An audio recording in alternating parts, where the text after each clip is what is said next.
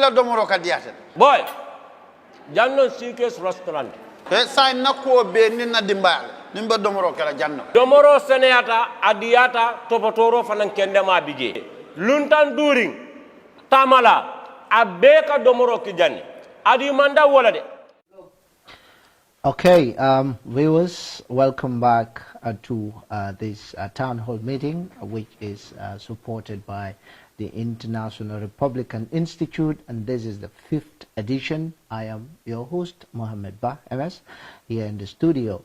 We've severally discussed issues on the draft constitution. This is a platform where people can discuss issues regards to the draft constitution, which is now gazetted for the second time and then expected to be before parliamentarians probably in few days time, because it should not elapse 10 days as per the 1997 constitution on the promulgation of the constitution, which is very vital. I think it's important to understand. So the discussion now, they say it has gone through a lot of processes. That is prior to the gazetting, we have a consultation, we have a CRC Act that established the CRC, that is the Constitutional Review Commission, which does their job and then did their first publication, then second publication, which was the final one, and then presentation of this draft constitution to the National Assembly, to the presidency, which is the end of their mandate. And later we've seen the gazetting in May, and then from there, which was the first gazetting, and the second gazetting, which is in August, which August 28, if I'm right. And then now we are expecting this constitution to be before parliamentarians. They say now the onus lies on the parliament, because if two-thirds majority of the parliamentarians did not support this constitution, then all the efforts will remain futile. It means it is not going forward. It means that is the end of the constitution. But now if you look at the polls, discussions, if you look at even the IRI poll survey, which was done, the initial publication of the constitution, which states that a lot of Gambians is supporting this constitution. So now if the people's representatives are not listening to Gambians, which I think will never happen, or which I am hoping will not happen, because probably this constitution, as people said, it is progressive. But today I have my panelist, Honorable Madi. Honorable Madi Cisse is a member representing Serekunda West constituency, which is Manjai, Bakote, if I'm right, and then Kutu and other Latikunda German, which is very important. And we have very prominent young leaders, youth leaders, youth advocates, who has also been advocating for engaging young people, to be specific, on this draft constitution. I have Mr. Cherno Gay. Mr. Cherno Gay is also a poet as well. And then I have Lamin Sao, if I'm right. Lamin also is a youth leader. So guys, welcome. Start with Honorable. Honorable, you're welcome to the show. Thank you very much. Well, this is my first time in Kerr, Fatou, and the subject matter is very close to my heart as a member of parliament and also a member of the Human Rights and Constitutional Matters Committee. This topic is really very dear to my heart, and I look forward to a very fruitful discussions. Thank you. Thank you very much. Thank you. And then Mr. Gay. Hello everyone, hello viewers. It's an honor to be here, MS. We have been with the constitution from the beginning. We did the first draft, we did the public consultations, we did the review, went to provinces, spoke to the local people, and when the final draft came out, I went through it some time ago, and I realized that what we have is the will of the people, right? And now we are at the final stages. So I think we are in a position where what we are looking forward to right now is for our representatives to do exactly what they were put there to, that is to represent, and also to make sure this process come out as we expected. Because if you look at the Constitution, it embodies the spirit of the Gambian people right now. That is what we wanted, because we went across the country and people read it and said, this is what we want. So it's an honor to be here, and I'm looking forward to a very engaging conversation, because we have a member of the National Assembly here. So we'll be here until probably 4 o'clock. Yeah. So, Mr. Sao, you are welcome. Well, thank you so much, MS. Well, it has been a Tony expedition looking at the political history of the Gambia, right from the 1970 Constitution to 1997 Constitution, to now we are talking about the draft Constitution of the Republic of the Gambia, which is a people-centered constitution, because even public opinion can attest to that. So basically the draft Constitution is a progressive one comparatively. So I hope it will serve the collective interests of Gambians. And then I'm very much happy that we have our Right Honorable here with me, or with us rather. He will be able to at least walk us through the state of preparedness of the Gambia National Assembly in relation to the draft Constitution. So I am very hopeful that the National Assembly will support and even approve the draft Constitution of our Republic. Thank you very much. Inspirational. As we said, the Constitution is now coming before the National Assembly, as stated in the 1997 Constitution, because the process is clearly stated in the 1997 Constitution. Whereas if the Constitution is to be promulgated, these are processes that should be followed as per the law of the land. Now we look at political parties to government in waiting, because they are the ones that are going to contest, and it's important to regulate these political parties. It's important to also recognize the efforts of the political party by law, because if you look at the new constitution, or we can say the draft constitution, it has clearly, extensively stated the role of the political parties, and then how political parties should be set, and what political parties should do, what they should not do, which is very clear in the we can say CRC Act. If you look at the Constitution, which is the 1997 Constitution, if you look at Section 60, which also stipulate the role of the political parties, compared to this, Honorable, now I come to you.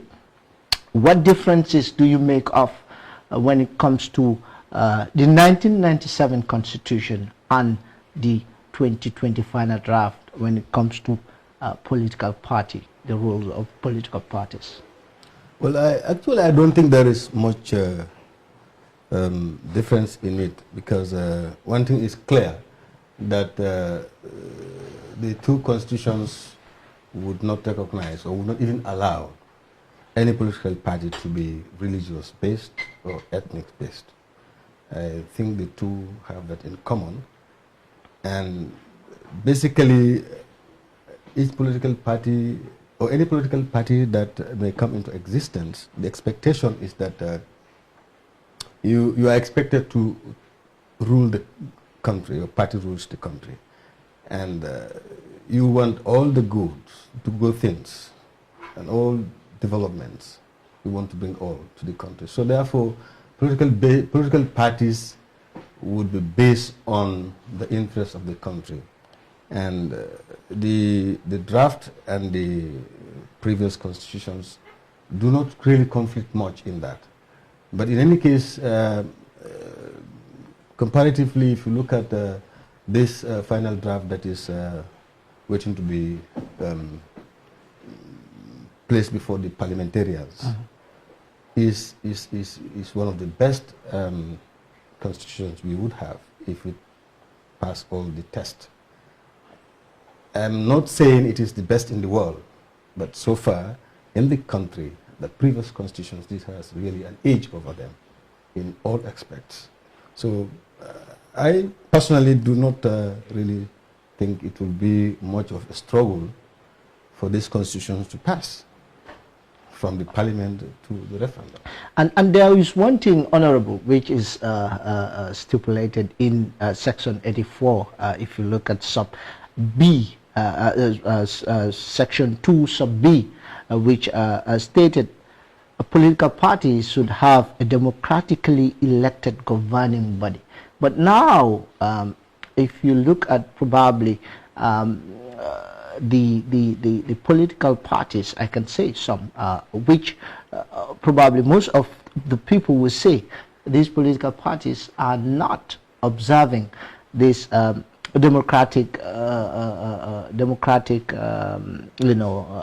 processes, as stated, because I know even the 1997 Constitution has stated that they should be having democratic principles, they should observe democracy and stuff.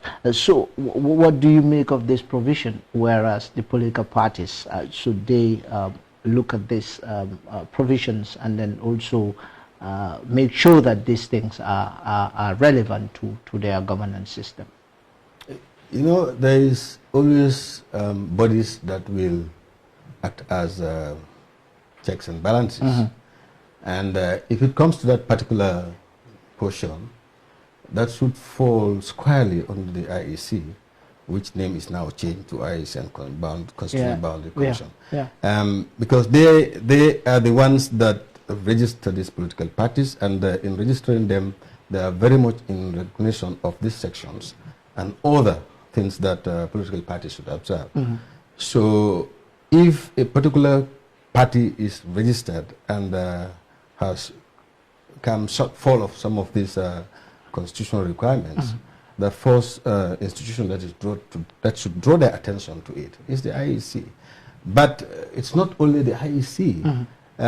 These are parties that are for everybody in this country. And there is a clause in the Constitution that citizens, if a constitution is being trampled on or abused, citizens can take it upon themselves and take the matter before the Supreme Court. So it should fall squarely on Gambians if they see that certain political parties do not meet the requirements to challenge those issues in the court. Because actually in this, the Third Republic that we are really looking for, we do not want to go into it with some very serious constitutional shortcomings. And therefore, like I said, the IEC and the general public, it's their responsibility to check these political parties, because these are parties that we are going to entrust our country into their hands, our finances and everything. So once they assume the responsibilities, then they will be ruling us. So before they get to that point of ruling the country, we should make sure that they are really adhering to the constitutional clauses of clauses, and also because if you don't respect the Constitution at your party level, I cannot see when you take over the leadership of the country whether you really adhere to the Constitution. So the Third Republic should completely take a departure from the past. And would you also, people were saying that why not a time limit is mentioned, or why not it is also part of the democratic system of political parties, for best practices? Time limit is within the party. Well, internal political democracy, it cannot be compared to the national democracy. Parties get their resources on their own, and they have their constitutions on their own, which is not the same as our constitution. And that constitution is only applicable to them. And I don't see any problem in the internal politics of the parties if they don't have term limit. But you talk about term limit if you assume responsibility. I don't know what kind of time limit some people are asking for. Yeah, like, or if they want the leadership to have a certain number. Yeah. You go outside the country and go to the international world, and you will see almost 9 out of every 10, or 7 out of every 10 countries. Some political leaders have been head of their parties for quite a long time. Okay. For me, I don't see that as an issue. Okay, Cherno, what do you make of the suggestion that because the Constitution is saying that the political parties have a democratically elected governing body, and also they should abide by the democratic principles of governance and promote and practice democracy through regular, fair, free elections within the party. Now I ask Honorable about the term limit. Now because we've seen the Constitution, the new Constitution has, empowered term limit. Would you want to see such within the political party? I just want to make a point before we move on about what he was saying. The draft constitution, it's not very different from the old constitution. Actually, it is an exact mirror of it with just a couple of adjustments made to it. I would like to make this point. The problem we had in this country has never been about laws. We've always had amazing laws. But the 1997 constitution is not a bad constitution. It could do better, but it is not bad. What happened is the previous president tampered with it a lot, but we have amazing laws. The major problem we've had is implementation, which is why I agree with what he said when it comes to the issues of political parties not abiding by the constitutional requirements that they're supposed to walk through. It falls on the IEC. Question becomes, what has IEC done to make sure political parties strictly meet the constitutional requirements that they're supposed to meet? Have we ever seen any political party sanctioned in this country for breaking constitutional requirement? What is the IEC doing? Does the IEC have any committee in place that will make sure political parties follow the rules and regulations outlined in our constitution? It's a question. What is the answer to that? The National Assembly don't have a job to do that. They cannot do anything with political parties. Their job is to debate on this and say it is the will of the people we approve. So implementation has been the major problem. So looking at internal political governance within political parties, do we need term limit? That is a. I do not think we need term limit within it. I think what we need is standard.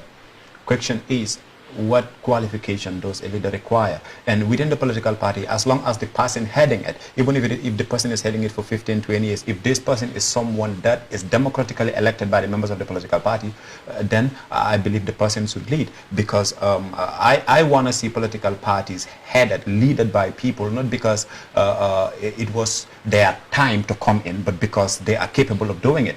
Because we must understand, election is all about majority.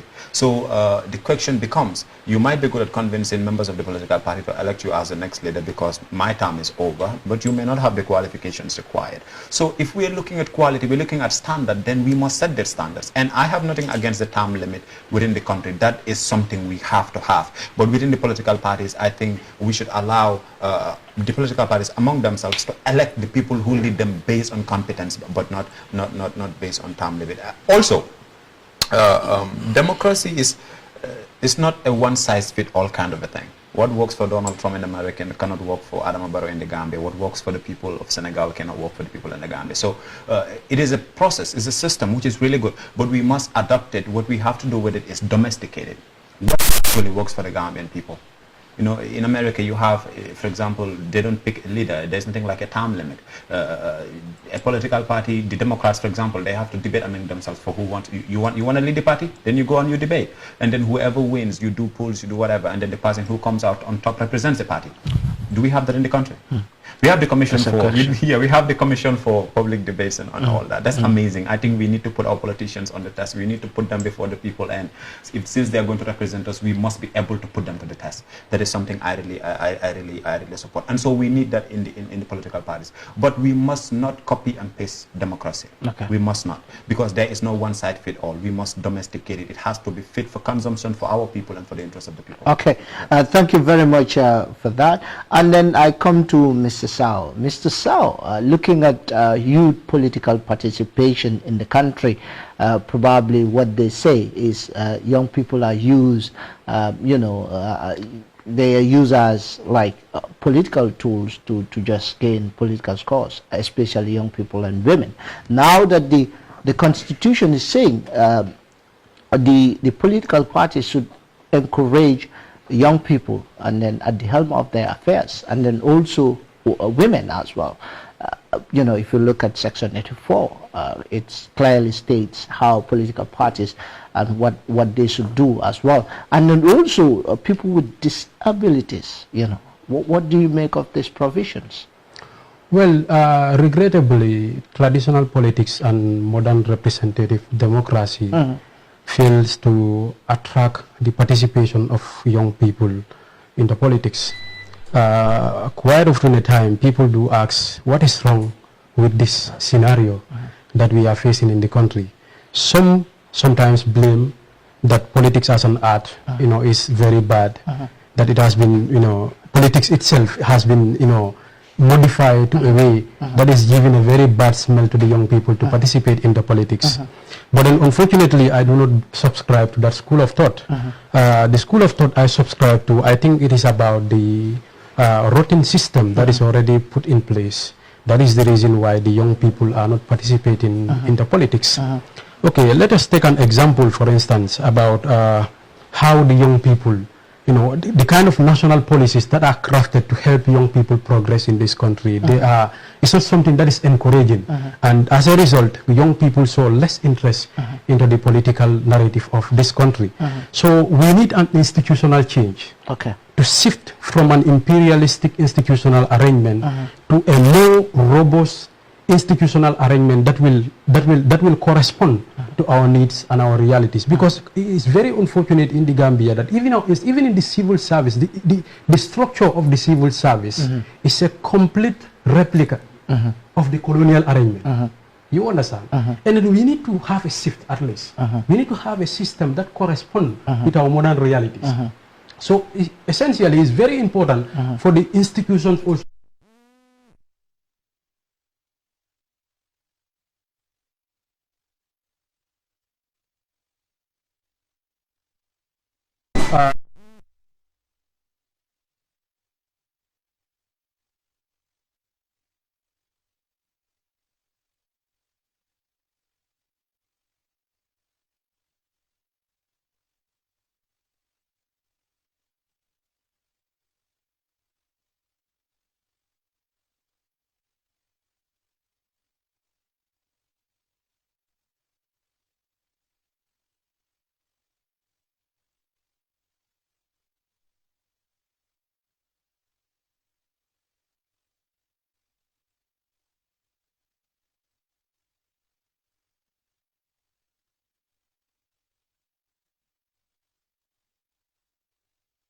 People need to constitute 10% in parliament.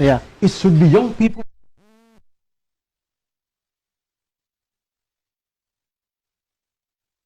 Pick and choose. Pick and choose, yes, like you like. No, that is not the case. Because like I said in another platform, otherwise we will be replacing a tendency with another tendency, and we don't want that. We have to progress. This nation has suffered a lot, and we need to move on. Could you imagine?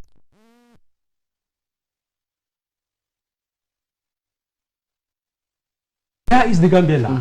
And then political parties, as far as the draft constitution is concerned, we should also recognize the disabilities, the people with disabilities. Because an individual being disabled doesn't mean that he is not able mentally.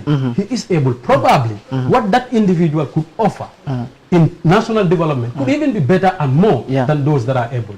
So essentially, political parties should ensure that they mainstream both the young people, the youth, the women, the disabled people into the political lifestyle. All inclusive. All inclusive. And there should be nothing like a patronage system. We need equal opportunity. Thank you very much for that. That brings me to Honorable Madi. We've seen, like he made mention of 10% of candidates. If you look at Section 84, subsection 2G, it states political parties should ensure that at least 10% of candidates for elections to the National Assembly are youth. But many are of the belief that how can this be possible? Probably they will just, for instance, in Serekunda West, obviously we know that probably, let's say Party X has a stronghold, as they used to say, and then if you go to Sarebojo, probably Party X don't have that stronghold there, and obviously they know if they put out a candidate there, they might not win, and then they will use these weak strongholds and put just to fill the gap, just to meet a constitutional requirement. You say, okay, the Constitution is saying, yeah, young people should be there. Okay, let's see, probably Sare Bojos, Sare Pate, Sare this and that.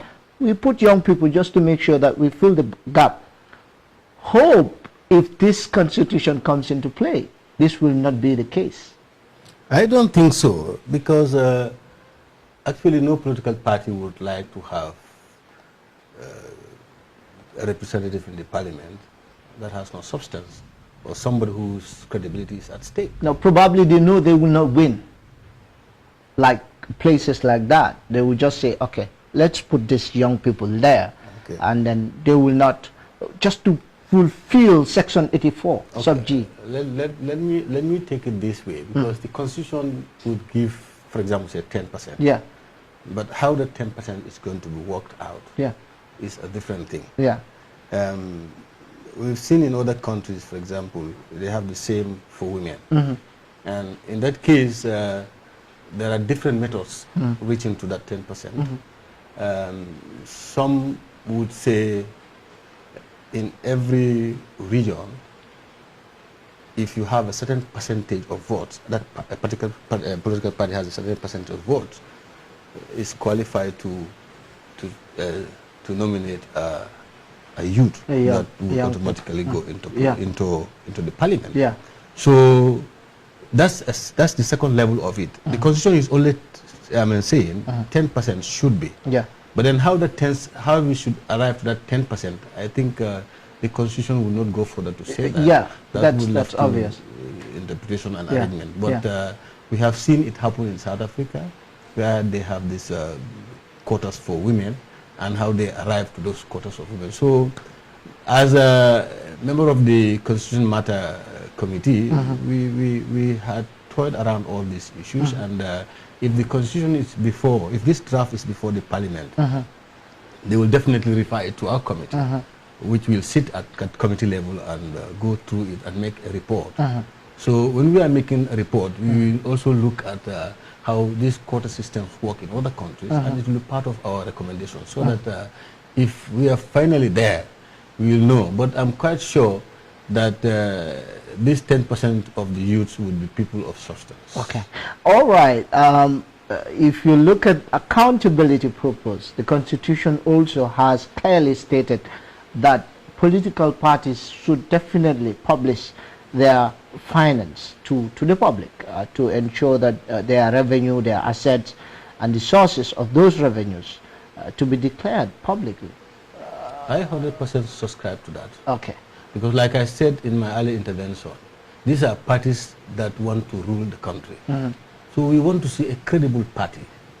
We want to see parties that would not hide anything on the carpet. Yeah. So if you don't want to subscribe to that idea of transparency, if you get to that governance level, meaning that we will be in trouble. So I subscribe to that 100%. Before the draft, yes, there was something like that. Yeah. But then I disagree with that, because they were saying you submit to your audit report to government. When government is not putting a dime in your coffers, why would you have to give them your statement of account? But if the Constitution said to the people, to the public, I quite 100% subscribe to that idea. So any party who is not really ready to do that, you are not a serious party. Okay. Chairman, how do you think this will enhance transparency and accountability when parties will be declaration of assets and all that? Yeah, and publication of it's a step in the right direction, because what we want to see is how much these people have, where the monies are coming from. Because we have special interest people who put monies into political party for very specific reasons, so that when you get into power, I scratch your back, you scratch mine, quid pro quo. So to avoid these things, we need to know where the monies they're using come from who, and what this money is being spent on.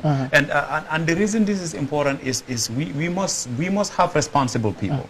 If you're going to lead an entire country, then you must be an individual who is responsible on your own. Someone who cannot take care of himself, someone who cannot take care of his house, someone who cannot run a political party cannot run a country. And so finance, whether we like it or not, is where any form of development is stemmed. Everything stems from it: education, electricity, energy, transportation, you name it.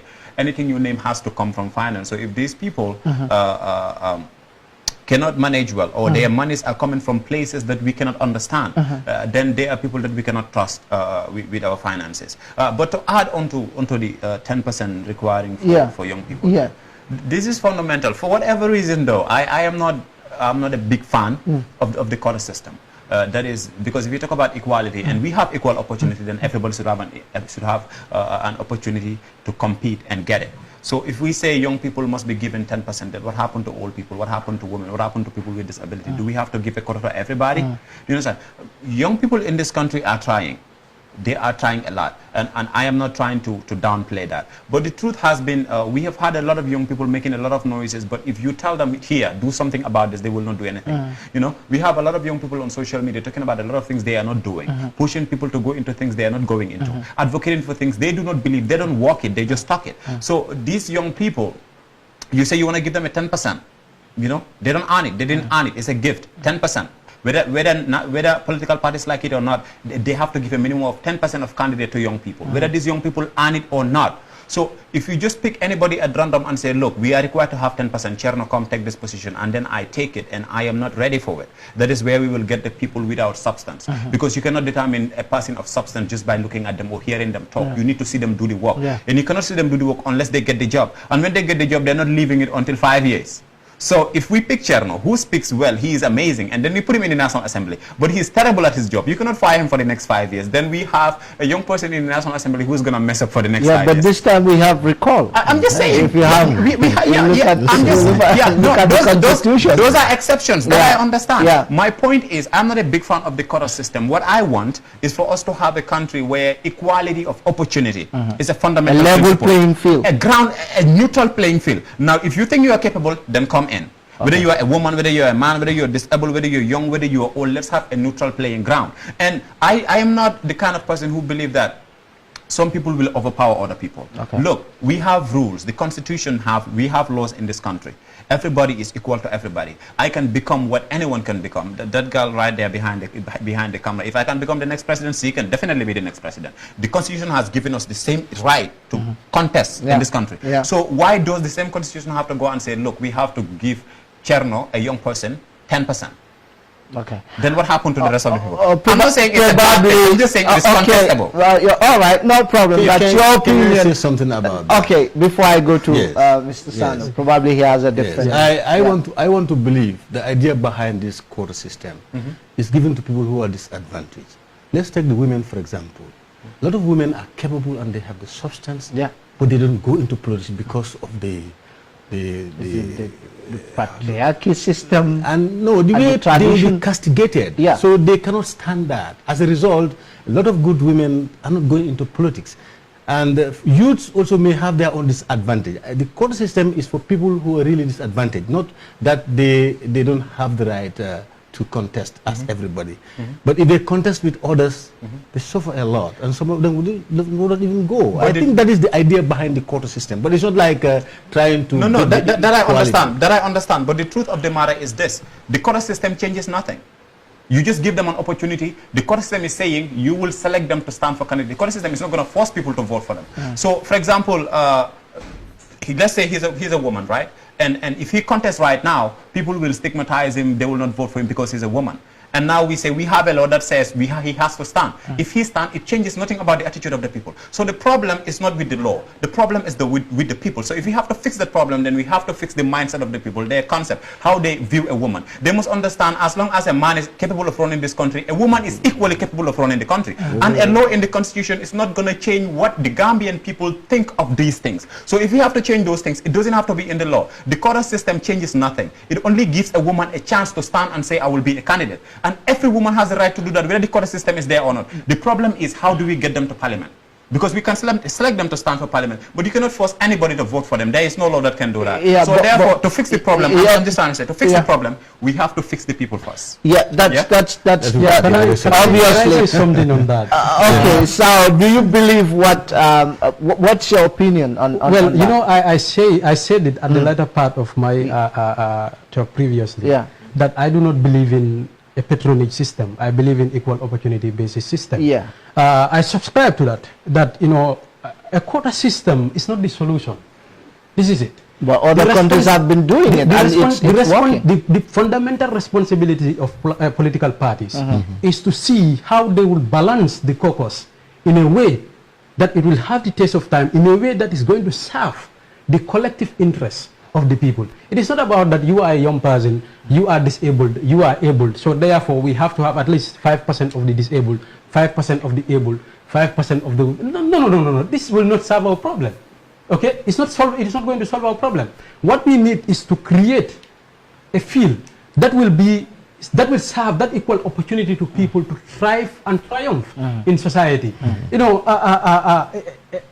it's very much, kind of funny to me for people to advocate for this. We've been hearing of this, that women should have this percentage in parliament, young people should have this percentage in parliament.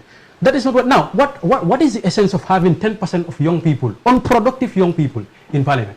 It doesn't make sense. Up to date. But is that not? Are you talking about unproductive? No, we are now talking about young people, and then probably this quota system are standards that are even at international level. If you look at countries like Uganda, you look at the East African countries like Kenya, and then among other countries, I think South Africa also as well.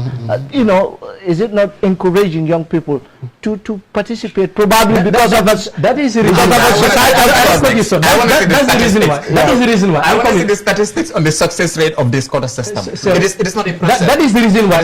If you listen to what I said earlier on, I said that the moral responsibility of all political parties now is, because the Constitution just said 10%. You say moral responsibility. The moral responsibility. The Constitution just said 10%. It doesn't say that 10% of which quality that political parties need to consider to make sure that they bring in that 10%. The Constitution is silent and mute about that. Do you understand? So now the responsibility of the political parties. Subjective. I'm coming.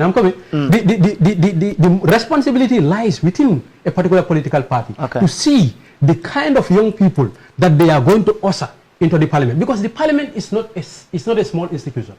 It's a very primary and fundamental institution as far as our democracy is concerned. These are people who should sit over bills to making sure that those bills become a law, and a law affect the economic, social and political lives of the people. So you need people with substance, you need people with wisdom that will preside over those issues and come up with things that will serve the collective interest of the people. This is what needs to be addressed.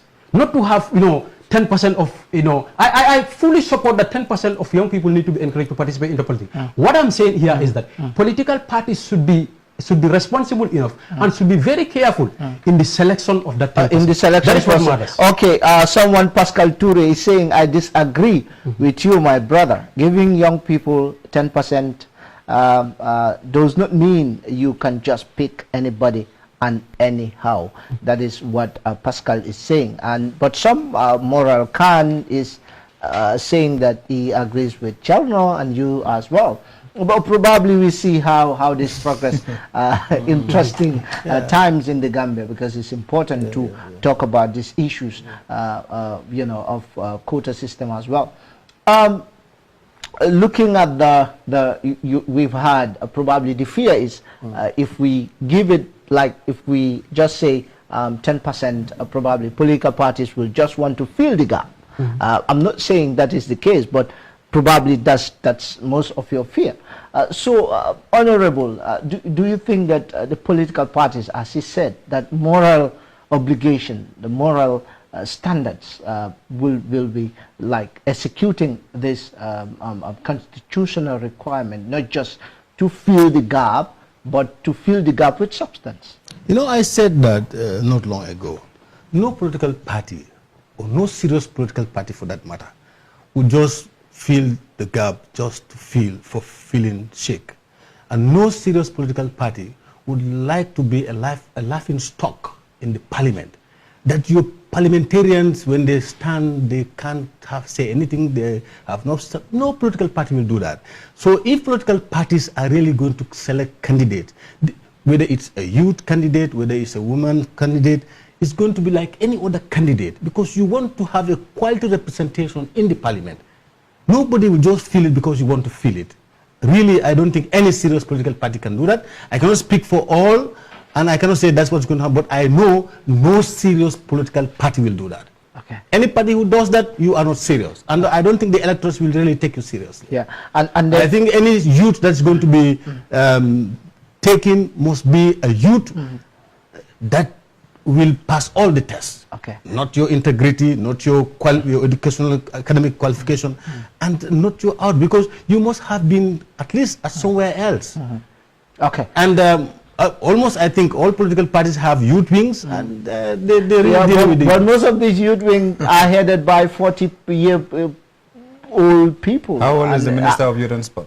Yeah. Yeah, Okay. can I just no, comment to that. No, about political parties. Yeah, no, But they're part of the same country. Yeah. Let me make a point. Yeah, can I? MS, can I just? Yeah, just someone want to know something. The Fatou Sohna is saying, what's the definition of, I can say, young or youth in the Gambia, who is considered youth according to the national youth policy? 15 to 35. 15 to 35, as even per the draft constitution. Yeah. But I just want to say something quickly. You see, when we talk about political parties, the moral responsibility of political parties, you see the internal democratic arrangement of various political parties in this country is different. You understand? Okay, let's say UDP, for instance, my party. Okay, we federalize.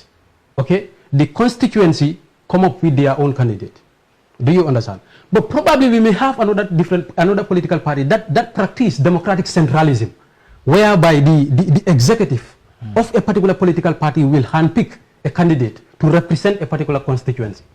So when I say the moral responsibility of political parties, in this respect, I'm referring to on the basis that political parties operates on different democratic operations and techniques. So this needs to be considered. So if it is the United Democratic Party, for instance, that federalized its mode of selection, for instance, okay, within the party, we can come up with a methodology that will test the various candidates within a particular constituency. Do you understand? Okay, now, other political parties that operate on the basis of democratic centralism will also be very careful in selecting their representatives in the parliament. So this is what I'm talking about, basically. Okay. Yeah. All right. But democracy is about involving people, enhancing people's participation. Yeah. People's voice matters. People's decisions matters. That is democratic. Interesting. Looking at the also coming to the ethnicity aspect of it, that no political party should probably be centered on religion, linguistic, racial, ethnic, gender, or regional basis, or seek to engage in advocacy of hatred on any such basis, like using derogatory language against others.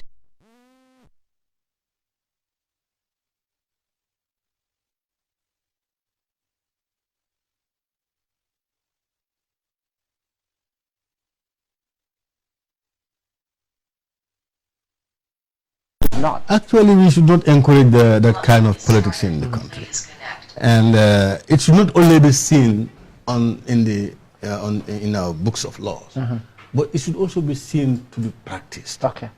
And like I said, that onus fall on all Gambians.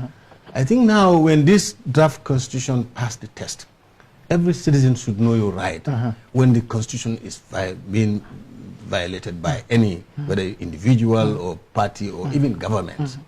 So really, I agree with this. No country can trade on religious parts or ethnic. No, that one really is not acceptable. Okay. It cannot be accepted in the Gambia anyway.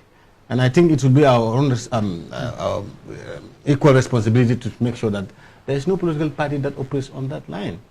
Even though in the past, or even now, there are people who will see certain political parties as a particular religious party or a particular ethnic party. Yeah. But in the real sense, but some probably in platforms that political parties will definitely say, okay, this is our party, like an ethnic group. You will hear people saying that.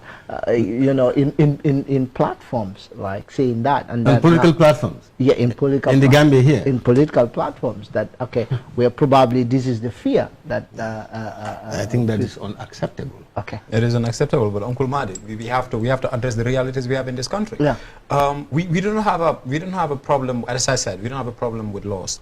The reason I was saying I'm against the gender quota system is, I mean, the quota system with young people and all that. It's not, I think they will select people who are incapable. I'm saying the system doesn't work. And don't take my word for it. Check the statistic on it. There's a reason why. Check the statistic on this internationally. Quota system doesn't work. It doesn't work. It doesn't work. What we need is a neutral playing field. Now, coming to the issue of tribalism, the realities in this country is, for a long time, our political system has been divided among tribal lines. I come from where you come from. I speak the language you speak. And whether we like it or not, this is the problem. And so, what we have right now is a huge dilemma. And now, how do we solve this? We do not solve this by crafting laws. We have amazing laws. We solve this by dealing with the people, the individuals. Now, you got to understand that these laws have to be implemented by us. And the reason why I was saying how old is the youth minister, it's not because he's a political party or anything, but these are our people. You know, the people we have problem with our leaders. Everybody just want more for themselves and less for everyone else. And so this is a huge problem. But you got to know these people are not strangers. You know, we grew up with them, went to the same school with them. Their kids and our kids play together. Their wives and our wives attend events together. We go to gathering. We pray at the same mosque and everything. We share the same burial grounds. They are us, we are them. So our leaders are not people who are separate from us. So we are the same people. And tribalism, whether we like it or not, it's a problem in this country. Our parties are divided along these lines. The question is, what do we do to solve this thing? It is not just in the followers, it is in the leaders, it is in the followers. When you project something, your followers follow. You know, actions inspire more than words. If you're preaching one thing and practicing a completely different thing, people will not follow that. So right now we are at this crossroad, where we believe we have attained this new democracy, where we believe we can create a society, you know, that is fit to stand the test of time for generations yet unborn, because we keep saying the new draft constitution is progressive, it can stand the test of time, it is going to be here, and my great-grandkids will come and still find it okay.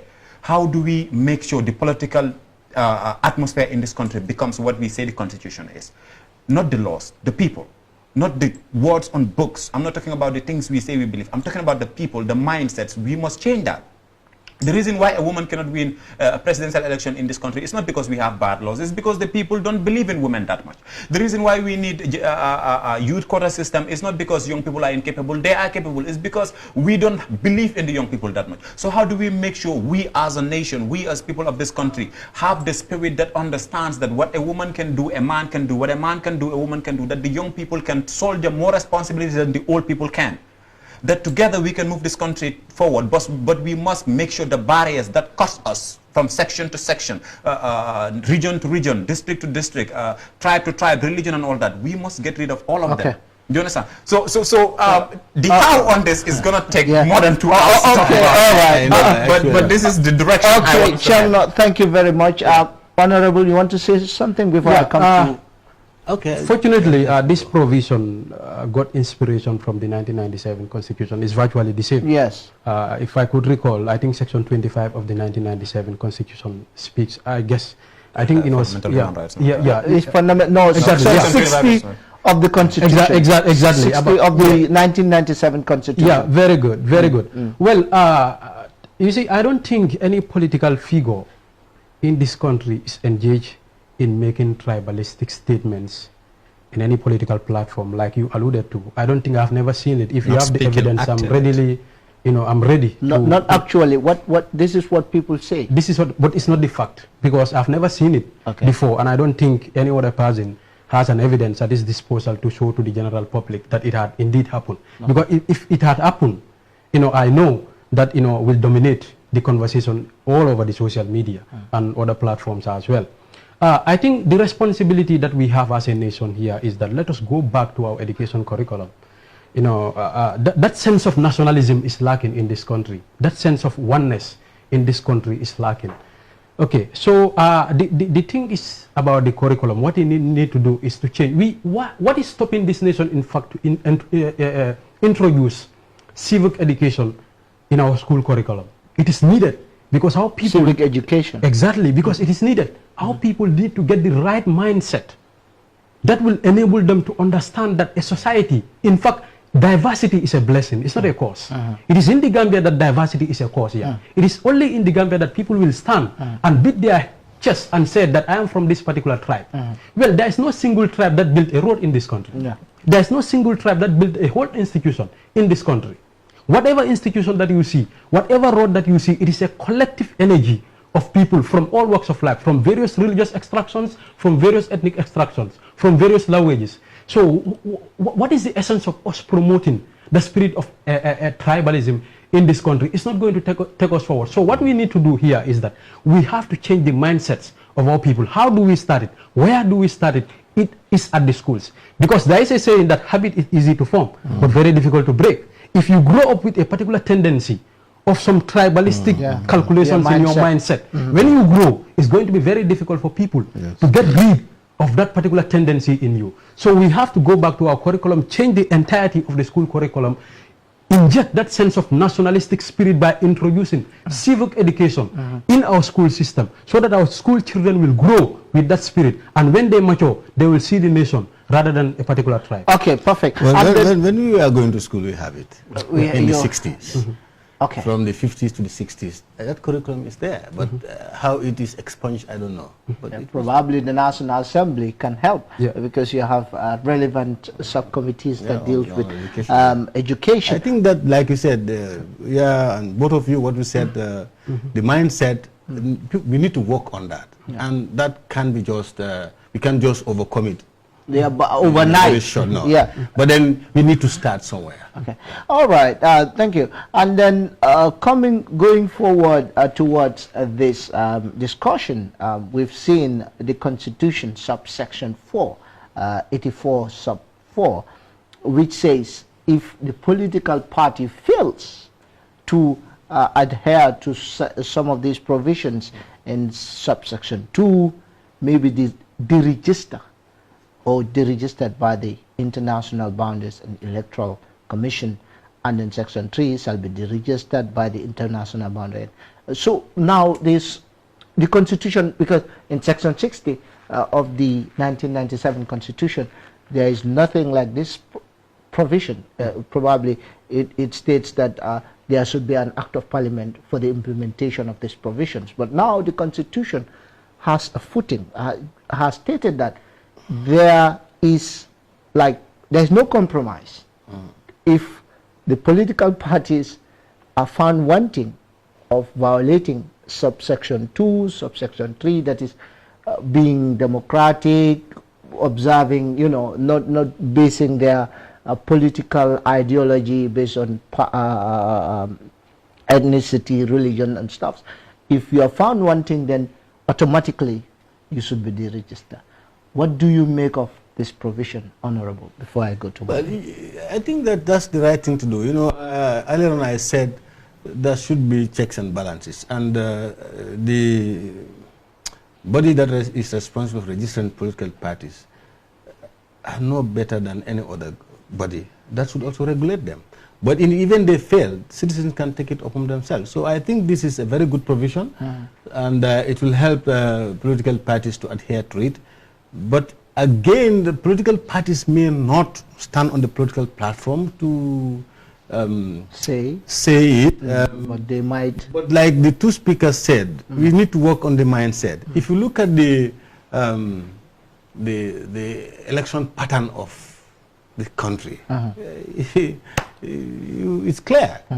In particular regions, you put, when a political party is headed by a certain tribe and puts somebody in a particular constituency where that tribe is in the majority, that's the political pattern of the thing. So in reality, it is happening. But in law, you can't say it. So I doubt whether this constitutional provision will really find any political party guilty. But if it happens, they should register them. Probably. But now, to contribute to what the two speakers are saying, we need to work on our mindset. And therefore, I think one solution to that is to reintroduce civic education, even though we have a whole institution that should also promote that. They also have their shortcomings. But then I think both the National Civic NCSC. Yeah, they should push so that we have this in our curriculum, so that it can be approached from both levels. So the young ones would learn these nationalistic qualities, and they grow it in, and gradually the tribal issues will fall aside. Okay, all right. Cherno, what do you make of this provision, the registering, if anyone? Yeah. Well, there are consequences for actions, and I think the consequences for not following the rules is exactly that. But as I was telling, he said, if I have seen any political party that stood and said our political party is based on this tribe, I should tell them that is the evidence. No political party is going around saying we are a Mandinka party, we are a Fula party, we are a Wolof party. It is not in their words, it is in their actions. And it is so subtle and subconscious, unconscious, that we don't even know it's happening. It is so deeply rooted in ourselves. We call it that we don't even know we're doing it. Do you understand? Just like you explained, and this is how it happens. And let us not just focus on the school, because the human being is built based on three things: the family, the home, and the society. So the school will do what they have to do, but at home, as I said, us, our politicians, our leaders, they don't come from space. They come from our families. They are our brothers and sisters. From the society. Neighbors and imams and teachers. We share everything. So at home, let's build our families in such a way that the issue of tribalism, or I come from this place, I come from this place, let it not take priority in who we are. So in the society, we have a responsibility. You as a leader, the way you act out there is the way people are going to take you. The fact that you have a younger brother or a younger sister at home makes you a leader, because so if you're the kind of person who forces whose every action at home or every topic you talk about at home in front of your younger ones is on the line of tribalism or on the line of religion, on the line of where you come from, then they will grow up believing that is the right thing. So we cannot just fix the school. The school alone cannot fix the problem. We have to fix the school, fix the home, and fix the society. So these are the three places where we need to focus our action on. And I believe, we have amazing laws. I believe we have the capability to change the narrative right now, because a lot of young people are speaking against it. So if as young people we truly believe in this, then we must make sure this is the last generation that is ever going to have the conversation about tribalism. Because right now we are in a position to make sure the next generation that comes don't even know the word tribalism. The word tribalism must disappear from their vocabulary. And we are in a position right now to do that. The question is, are we going to do it, or are we just going to sit, talk, and watch it grow bigger? Okay, thank you. Your take. Yeah. Well, I think it is very good. The law itself is okay for political parties to be de-registered in the event that they violated the laws that are stipulated in the Constitution. Well, the question now is that, it is okay in the Gambia, good laws, we have those beautiful laws. The problem has always been the enforcement of those laws, and even a good law is a bad law if it is not enforced. So now the responsibility is with the IEC, because they are the institution that is responsible to register political parties that fall short of these laws. So, what we are saying here essentially, the law is there theoretically. Now, what is questionable is in practice, whether it is going to be implemented. That is the question. So I think now we are also going to challenge the IEC. We don't need the IEC from 1990s to 2016. We need a different IEC with a different organizational composition, with a different institutional composition. That is the kind of IEC that we need. We need an IEC that will enforce these laws to the letter. There are political parties in this country that sometimes violate the laws, but the IEC does not take any action. So what is the IEC doing? What has been their work? And they are the institution responsible in making sure that political parties foot the same line with that of the Constitution. So I think all of us should come together collectively and tax the IEC. Now that their name has changed, I believe their attitude and the mandate and their mandate is also exactly, and I believe that will correspond to their attitudes as well. Yeah. Okay, interesting debate. You're still watching Kerr Fatou, that is the IRI town hall meeting with parliamentarians. This is a platform where people discuss and then also have interaction with National Assembly members. We know that the Constitution is now, at the, I can say, final stage. Probably the National Assembly is the last garage, I can say. No. It's the last garage. No. Because if it happens at the National Assembly, then it comes to the people for referendum. That's the final stage. But it's the last garage in this process, I can say. Right, because no problem. it's the National Assembly that will say, yes, Gambians, you will go to the referendum, Yeah. or no, you will not go to the referendum. So this is honorable. This is what is it. You know, if you don't pass it, then Gambians will never. Gambians, our efforts, the efforts of people, the monies put in place, then it means it is, you know, it has just vanished away. But anyway, I can assure you. I can assure you. I have a question for Honorable. okay, no problem. You can ask. Because I have, as I said, first draft constitution, I went through it. We did a lot of review. Yeah. Provinces with the local people. Yeah. Final draft, the same thing. So my question is, what do you think? This is very unlikely, I'm hoping. But in the event that the constitution is going to be rejected, what do you think would be the reason for that? Do you think there's any reason that would warrant the constitution not having the approval of the National Assembly? There will be no genuine reason for that. Because the CRC went round, had a lot of consultations, meet with stakeholders, and we know all what was received can be in this draft constitution. But really what is there comparatively is okay. And constitutions are also subject to amendments. I don't see any reason why putting all that money into this draft should just stop at the National Assembly. If that happens, I think the population should demand an explanation from the National Assembly members, because we cannot take taxpayers' money, spend it on this. We know this costs a lot of money. Of course, 100 and we also know it can pass the. We also know it can pass the National Assembly, go to referendum, pass that, and then it is subjected to amendments. So why would we have to waste all that money when we can amend it after it passed the state of the National Assembly? The National Assembly members would not have any reason to totally reject this draft. And I'm very optimistic that this will pass the National Assembly. Then people are watching. I'm also concerned about the timeline. Because MS, I'm concerned about the timeline for the referendum and everything, because we are really running short in time. The presidential election in 2021 is approaching really fast. Yes. And so, do we have enough time to make sure the constitution passed before the 2021 in June. election? The reason why I'm saying this is because, you know, I'm a law student. In law, we say the law cannot be retrospective. And what that means is, I'm very specific about this. If the constitution doesn't pass before the 2021 election, what will happen is, if the constitution passed after the election, then Barrow can say his first term doesn't count for the term limit. It is before the election. Yeah, which means it will not count. It is before the constitution passed. I think they even talked about that. I'm just saying. No, Chair, no. Most of the timeline of the. Well, one thing I know, the draft will be before the parliamentary in a few days' time. Yeah. Okay. And given the urgency of it, I don't think Parliament would waste time over this. There are stages in the Parliament. It will go to the plenary. Once the minister introduces it at the plenary, members will discuss the merits and refer it to a committee. And that committee, usually when Parliament is in session, the committees does not meet. So if you go by that, we're saying that, okay, the committee cannot report until the next session, which will be in December. Yeah. And that we can't do that, owing to the urgency. But then there is also another clause in our standing order where the plenary can give permission to the committee to sit whilst the session is on.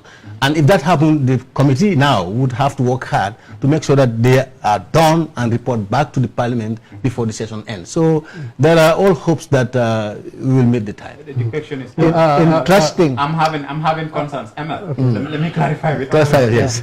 If, for example, by the time a National Assembly is done with this document, it's December, right? We already go. I'm just saying. Yeah. It happens. And we are going into 2021. Yeah. When we get into 2021, people are already preparing for elections. Do you think the Gambian people are ready to go to referendum and then within a couple of months go back to national elections? It depends on. I'm just saying. Not to preempt you. I think the IEC itself, had already, came up with a timeline for all these activities to take place. We've seen the document. The timeline when the referendum should take place and when the National Assembly should sit over. I just want to add much weight on what Madi said, Honorable.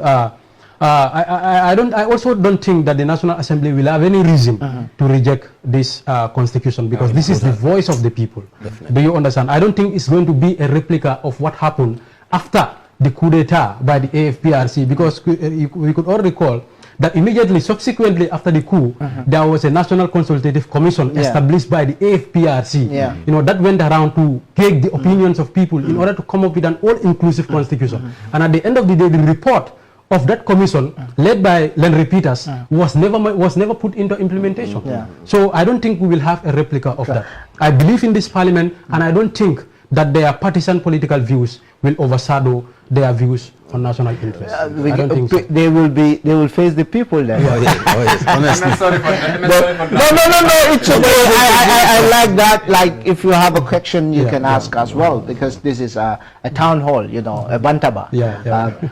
So it's important to also, because there are a lot of provisions that stipulated in the new draft constitution. But now, going forward, we're going to talk about presidential elections, which is very important, is stipulated in the constitution, new constitution, the draft constitution as well. Honorable, we've seen a slight bit of changes in the presidential elections. Now, if you are supposed to be a candidate, you have to tender your asset. You have to declare it before the Anti-Corruption Commission as a presidential candidate. Honorable, what is your view on that? That is very progressive, because what we used to have in the past is, whether even us parliamentarians, you only declare assets. That is just a right. On a you piece just of have paper. a piece of paper. There is nobody, no organization that will check the authenticity of that declaration. But now that we'll have a body responsible, the presidential candidate can come and declare his assets, but it will not stop there. The National Human Rights Commission, the Anti-Corruption Commission, will verify whether what X has declared as asset is the true asset or not. And if the person is found wanting, he's going to be disqualified to participate in the election. So I think that is very progressive. And and I think I don't know whether there is anything like that, but I think it should not only stop at. I think that commission has the responsibility to that. That if once you declare now and you happen to contest and you win, and 2 years down the line or 3 years down the line, the anti-corruption committee should check and see where are you now in terms of assets. And they will have a baseline to gauge, okay, before president, this is the assets. 3 years after presidency, this is the asset. Then investigations can be mounted. So if the candidates are aware of that provisions, I think it will still help for them in their thinking to be very careful as to what they're going to do with our monies. But after your probably when you are elected, and then from there, probably the Anti-Corruption Commission is there as a watchdog looking at your activities. And then also, probably the civil society as well are there, the media is there, and then whistleblowing, because it's part of, it is stipulated there in the Constitution, protection of whistleblowers, which is very key. So probably if along the line you're cheating, you're doing things that are not correct, people have the right to go to the Anti-Corruption Commission and say, hey, Mr. X is doing this, and then can you investigate?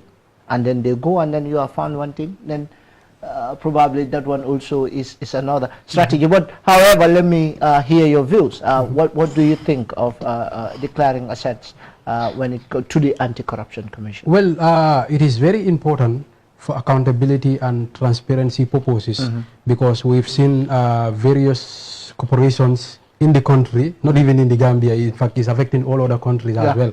We've seen various corporations in various countries, you know, fostering various interests nobody knows. So sometimes a particular corporation may finance the campaign of a particular candidate for presidency, or maybe for parliamentary or other portfolios, elective portfolios in the country. So it is very important for us to know as a nation what are the assets that so has, and what are the assets that he has after him occupying that particular portfolio. I think it's very important, because we've seen issues of state capture that are happening all over the world. South Africa is a glaring example. We've seen instances where the Oppenheimers, the Guptas, have captured the state to an extent that whenever the state is crafting national policies, they have to make sure that they consult these people. So allegedly, okay. So they have to make sure that they consult these people, in order to craft state policies. So I don't think that we want to embark on the same footing. We need to have a kind of institution that will ensure that people are transparent and accountable to the people. However, the Anti-Corruption Commission also should also be accountable to people.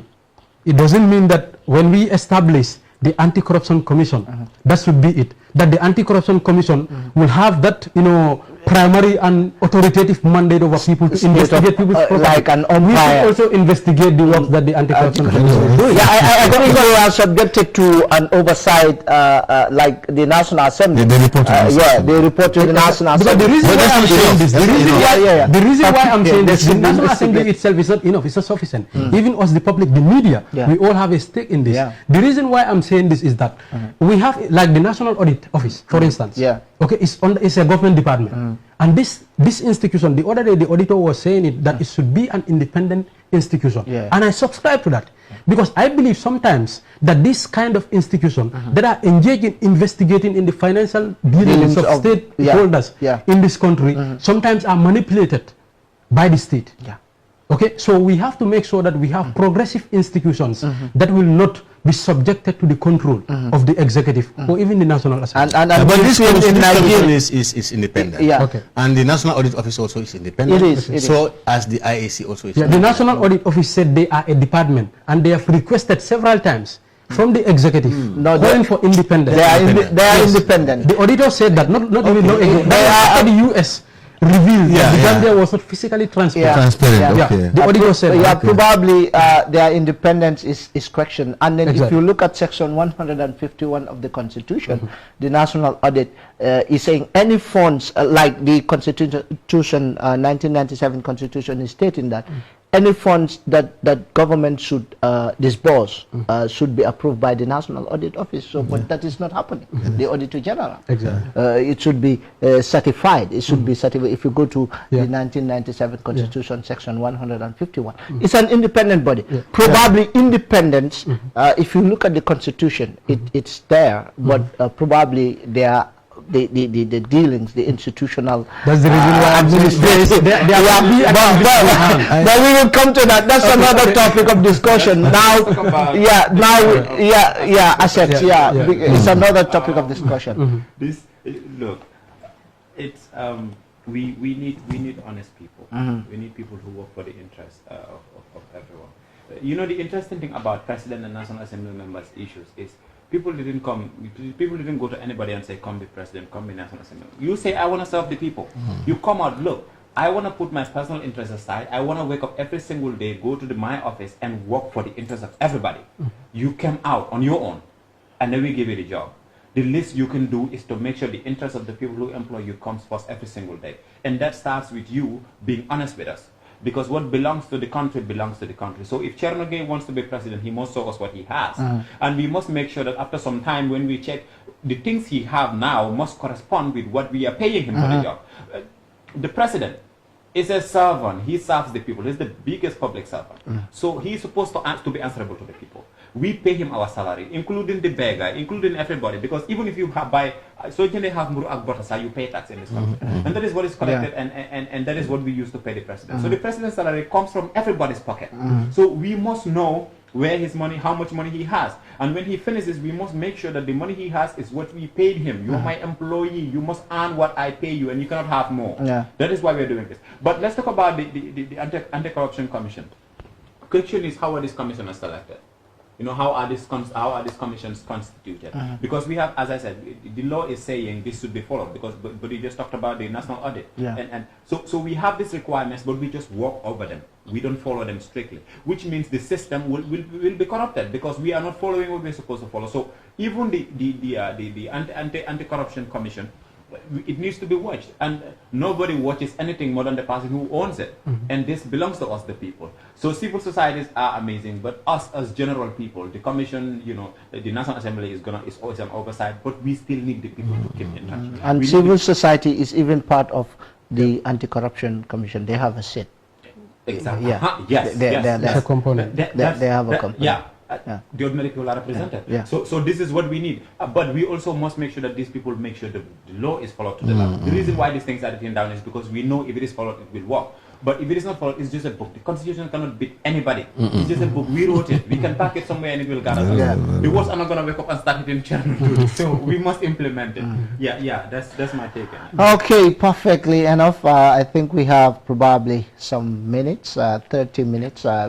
Still, listeners or viewers, you are watching Kerr Fatou, the town hall meeting here in the studios, and Kerr Fatou, supported by the International Republican Institute. I have Honorable Madi of Serekunda West Constituency, Chernobyl, and a youth leader, and Mr. Sao, also a youth leader. Probably people are following this conversation because I've seen others saying, we are definitely in line with Cherno. Others are saying Mr. Sao as well. And then CD Dabo is asking, before we go further, someone who sent a comment says, how does we verify an aspirant who declares his or her assets or omit some of his or her assets from the declaration? I think Uncle Madi. Yes, he is asking. So probably you can just highlight that, and then we go further. You can just do a recap on that. I was saying that once a candidate declares his asset, and the Anti-Corruption Commission is there to, he's going to declare to the Anti-Corruption Committee so that they will know this is what he or she has as assets. And then the onus is now on the Commission to know that, okay, this is the baseline. The candidate A has declared this number of compounds, bank account, and all of that. And then it will not stop there. The same Commission will also verify whether the assets declared is really true or false. And how they do that is easy, because they have their investigation department, they have experts to do that. So they know how to go about really verifying the declared assets. And then the other thing I added is that 3 years down the line, if the person wins, then the Commission should look into his assets now and see where is he now.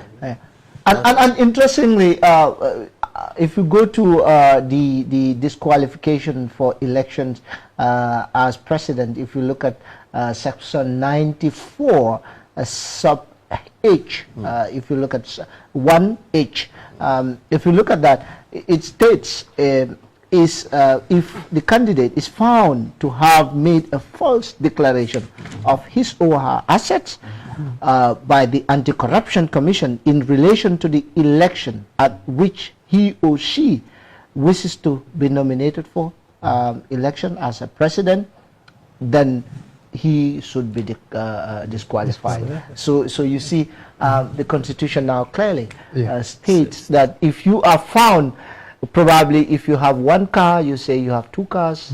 If you have maybe one compound, you say you have 10 compounds. If you are found one thing, then you are disqualified. Because that's dishonesty, because maybe you are anticipating to steal people's money and buy extra cars. So interesting. I think it's very clear. If you look at even some of the disqualifications stating that if you are having allegiance to another country other than the Gambia, if you are found wanting, then you will be disqualified, or dual citizenship, or someone who naturalized. So let's talk about this disqualification. I think based on the disqualifications, especially on the ground of dual citizenship, I think the issue of citizenship for me was one of the toughest, apart from the issue of secularity. They are very contentious. Citizenship has been very interesting. Especially when it comes to the issue of what is it called? Not just dual citizenship, but the issue of outright citizenship. No, not outright citizenship. Classification, no? Yeah, we did on the naturalization or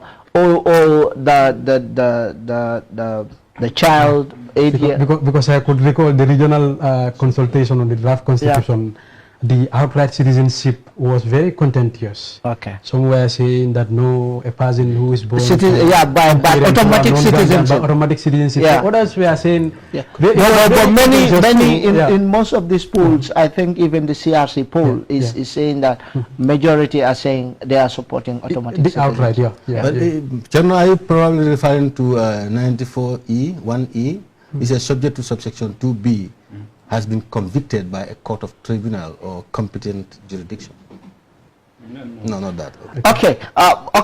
We will come to that, Chairman. Probably you will. I know probably you are overwhelmed with a lot of issues as well. So, okay, part of the disqualification. Okay, continue. Is a has failed to submit to the Independent Boundary Election Commission. Very difficult to pronounce because we are not used to it. On the date of nomination for elections of president, a certificate from the authority responsible for the collection of tax that he or she has paid all tax due from him or her or after the date of nomination for elections as president, but before the date of elections has been declared to be of unsound mind. So with all these qualifications, if just a few days to the elections or even before the date of elections rather, as stated in the Constitution, even if you meet all these requirements, but if you are found to be unsound mind, definitely you will be disqualified. Yeah, naturally an insane person cannot preside over sane people, because it has even been talked about in the 1997 Constitution. What would warrant a vote of no confidence to be passed against a particular president? That if a president is incapacitated by physically or mentally, there should be a particular panel of medical practitioners. I think 5, if my memory could recall. And then these people need to examine the mental status of the presidency and come and confirm to the parliament. If it is so, then the National Assembly will pass a vote of no confidence. So it is a very good law as far as I'm concerned, because we need sane people to preside over sane people. Okay, interesting. How about the presidential when it comes to educational requirements? Some people say there is someone who even I was having a discussion with someone who said, okay, Turkey, you don't even need a high school certificate, you just need primary school, a basic education, and some other countries. How do you like the requirement? The Constitution is saying at least you should have a high school requirement with probably 12 years of experience or a degree that is bachelor's or undergraduate degree. Undergraduate degree, sorry, with 5 years experience. So what do you make of this? Do you think the standards are low? Well, it was a controversy initially. Some were even saying that no, senior secondary school now, that is an old-fashioned type now, we need to go for BSc. But you see, I'm not a fan of this elitism. I don't subscribe to this, because we've seen leaders with various master's degree and they fail woefully. We've seen in even African countries, I don't want to name names here, but then for some political reasons, but then we've seen presidents in this, not even only in Africa, all over the world, that with BScs, with their master's degree, and then they failed their people, they violated human rights. In fact, some presidents studied law, and ultimately, they were the architects of human rights violations. So this issue of education, I don't think. What I think, what's your standard? What I think should be, emphasis should be put on is people with integrity, with honesty, with good track record. I think this is where we need to put our emphasis. You see, leadership, as a leader, you are not primarily the idea generator. No, you are just an admin. You are just an admin who manages the ideas of other people. Okay, so you are not just there as an overlord or as a messiah over people. Whatever decision you come up is, final and it has all wisdoms. No, that is not the case. This shouldn't be an issue. I just think, I'm not going to line up with him on this one. Yeah, no problem. That's your opinion. What's your standards? What's your standards? Exactly, we need standards. Look, he said people of integrity, how do you check someone's integrity and track record if you haven't, seen where they come from and what they have done? I think the qualification, look, In America, if I'm wrong, I stand to be corrected. The requirement is 45 and born here. Simple, nothing more. If you're 45 and you're born in America, you can be president. But let's look at what the education system is in America is like and what that in the Gambia is like. I have seen university graduates who cannot write good application letters. Do you understand? High school graduates, you know, so the problem is huge. So we need to have standards. We need to have requirement. The undergraduate degree, I don't think is too big. It's not big. The undergraduate degree is acceptable. We have 35 years. Within 35 years, you can have a university. You can have a university degree. You can even have masters. 30 years actually. But some are saying that how many people can afford the university? Probably. That is a different conversation. Then we have to come and talk about. And the inequality comes in. Yeah. The inequality. Yeah. In the education inequality comes in. How many people can afford? That's it. Probably they have the qualification, but to afford. And what is the capacity of the university? And how many people are coming? From the high schools, probably 14,000 will come and then probably the university. There are people graduated from the university. Let's open this conversation. Look, two wrongs don't make a right. Just because we have a messed up university, education in this country, and then university education is too expensive, doesn't mean to solve that problem, then we have to lower the standard for presidential requirement. No. What we have to do is leave the presidential requirement where it is right now, and then work on fixing the university problem of education in this country. Look, university education is very expensive. I'm a perfect example. I entered the university in 2016. Do you know what year I am in? I'm going to my second year. And I have had my requirements. I've been there. I couldn't have a scholarship and my family could not pay for that. So I had to work and pay for my university education. And right now I'm in my second year. So am I stupid? I'm not. I have had good grades from high school. So I could fall a victim of what you are saying. But just because we have this problem, it doesn't mean we have to lower the requirement for president. What we have to do is leave that where it is and then work on solving the problem on education. University education in this country is very, very, very expensive. Even though in the draft constitution, just like we have in the 1997 constitution, section 30. Yeah. I think section 30C, section 30 sub 1 A, B, C, and D talks about education and talks about university education being progressively free. And I remember asking this question to one of my lecturers. In fact, the Chief Justice right now, he came to our law day at the University of Gambia. I asked him, you know what his response was? He said, this is a progressive right. What that means is the right doesn't come immediately the constitution comes into force. It takes time gradually. I said we have been in this country. This constitution have been in force for how many years? 20 something years. How progressive is that? At the university they increase tuition fee every year. They don't reduce it. Is that progressive? Yeah, definitely. Not at all.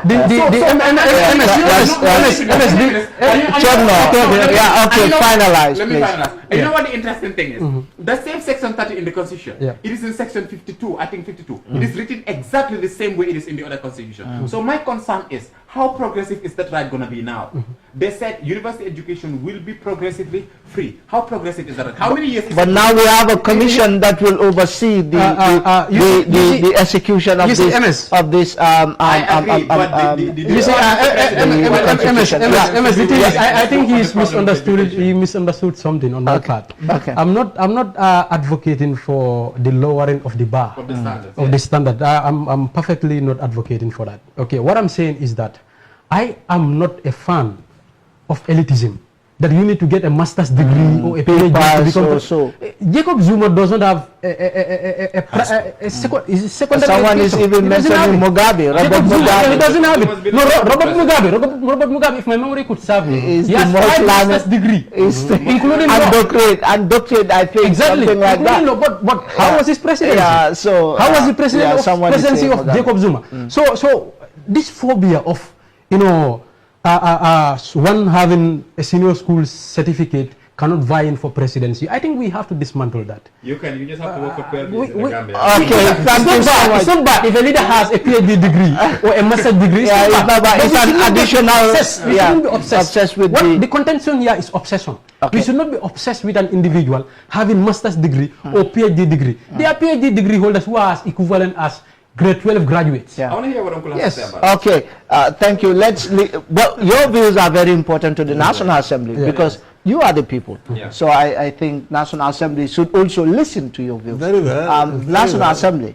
Well, for me, the grade 12 is not a bad benchmark. Standard, owing to the fact of access to education.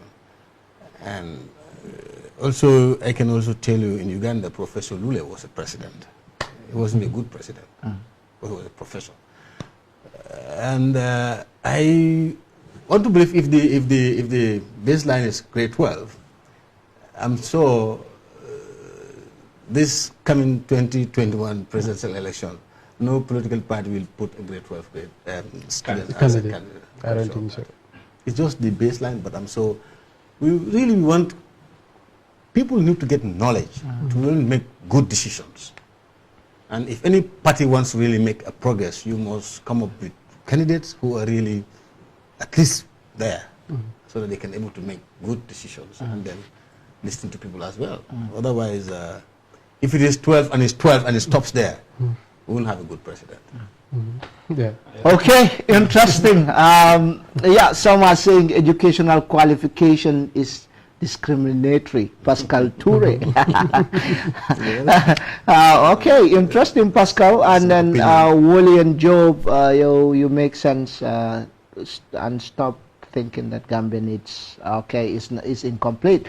Anyway, thank you very much for viewing this important, I can say, town hall meeting, because we have prominent people, and then people are also following. Honorable, I believe people are definitely eyeing on the National Assembly. So now the onus lies on you. Going forward on these qualifications, dual citizenship, and then some might say, what's up? I am born in the Gambia and then went to probably America, and then I was fortunate to have, their papers, and then, but I still have Gambia at heart. Why should you discriminate me from contesting as a president?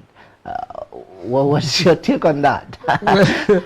Well, okay, Sao first. Having Gambia at heart, yes, I think it's going to be supernatural for people to know whether actually you have Gambia at heart. Yes. Or not, because this is something that is invisible. So you cannot have dual citizenship, and again you want to be president of the Gambia. To which country do you actually owe allegiance to? So that is something that needs to be addressed, and I think the constitution is very much progressive in that. And I don't think any country in their right mindset will allow individuals from nowhere, with dual citizenship to, get to the helm of their presidency. I don't think that. I don't think that. Yeah. And I don't think our National Assembly members should accept that. Okay. Yeah, honestly. Okay. Chano. I line up with him on this one. Okay. It is not discrimination. It is simply standard. It's requirement, and it's logical. Hell nangu. You have two citizenships, and then you come and want to be a president of our country. Yeah. If you truly have Gambia at heart, like the Constitution said, just renounce the other citizenship, Exactly. and then we will say, here you go. So we're not discriminating you. We are giving you an option. If you truly want to serve the Gambia, then leave the other one. It's that simple. You can serve two masters. Okay. You cannot serve two masters. Yeah, you can divide your heart into two. You have to belong to one. So really, I support that. Interesting. Okay, how about the age? We've seen the standard minimum age standard is 30, and there is no age limit, upper age, but there is a lower age limit. And people were saying, wow, if you put it at 30, probably if I am 25, I cannot vie. If I am allowed to vie for National Assembly, which is very important, 21 years. Now, why shouldn't I be allowed to vie for presidential elections? Why should it be 30? Well, before he comes, let me just quickly tip in that. Yeah.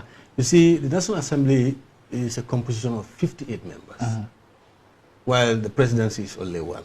But you have your cabinets. Yes, but you are not up to 50. Yeah, but you are up to probably 15. No, well, you can up to 20. This constituency 20, yeah. Yes, you cannot more than. Yeah, you but cannot still, you cannot. If you look at the way the two, this is one of the things I'm coming from. Okay. That, yes, 30 can contest. Is it 30? Yeah, 30, yes. And National Assembly member 21. Yes. And you are questioning that. Yes, yeah. So my defense would be National Assembly is up to 56 or more. It may go. It may be added. And then in taking decisions, certain decisions, the Constitution will always be very specific.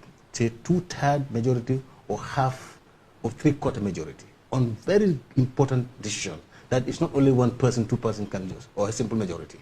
That's the difference between the presidency and the National Assembly. If it comes to to age. Meaning decision making here can be, like this one can be executive powers given to you as an individual. But why? What is your justification? Is it the maturity? Is it the age? Well, I don't know whether 21 would be as matured as 30. Let me take you back to the coup. We've seen them testify. They say, well, I am now older. If I were at this age, in 1994, what I have done, I would not have done. The likes of Sekou Sana Sabali and others said. So age, I think, is linked somehow to maturity. Not 100%, but it's very close to it. But for some people will tell you that this youth, what they can think of is different from the older generation. Yeah. So you know, there's a saying that when an old man is sitting, where he can see, even if you climb the people are saying those are old adage just to stop you from old. But anyway, age is wisdom. But you know, MS, I think the issue of age sometimes is, a bit controversial. If an individual is saying that like I cannot be president whilst at the age of 21, that is discrimination. Probably somebody else can also jump up and say that if I am at the age of 12 years, why can't I get married? So I think this is something that is, a bit controversial. We have to accept certain provisions of the Constitution because the Constitution sometimes need to set standards. We've been talking about standard here. So I'm okay with that provision. I know the advocates of that particular provision, will come on to me.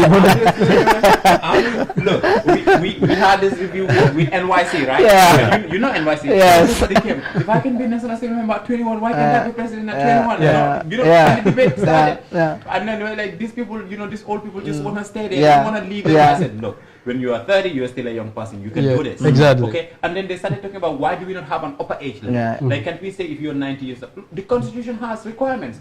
You cannot just become president. You have to be physically, you have to be mentally healthy. So, there are standards. No matter how old you are, you have to meet the requirements. That's one. Two. 21 and 30 are not the same. And National Assembly and presidency is not the same. The president can individually make fundamental decisions that can affect everybody in this country. At the National Assembly, no single National Assembly member can just stand up and make a decision. As they said, you always hear 2/3 or half of the, you have to have support. So I believe 30 is okay. 30 is not bad. If you want to be president at 30, it's okay. You can do that. The other time, before you get 30, go to the National Assembly. Go do something else. Go get a degree. Go and get a master's. Get experience. Start a business. Do whatever you want. When you're 30, you can come and run the country. We'll be here for you. So I don't think there's discrimination between the 21 and 30. As he said, we need to set standards, and that's exactly what the Constitution did. And I don't think people hiding under the word discrimination every single time something comes up is going to work. It is not. Not everything is discrimination. Not everything is personal. Some of these things are requirements, and it is what will help us build the kind of society we want to build. Yeah. Okay. Yeah. All right. Interesting. Some will definitely. Have a different opinion, but it's important. Declaration of presidential election. We've seen that over the years, IEC within just probably 48 hours, the results are declared. But now the Constitution is saying specifically it should not be beyond 72 hours after the polls are closed. So. What do you make of this? Yeah, because we have all it takes to know the results immediately.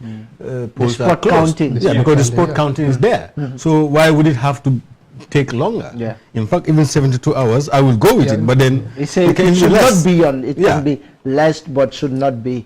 Because all what it takes to announce is there.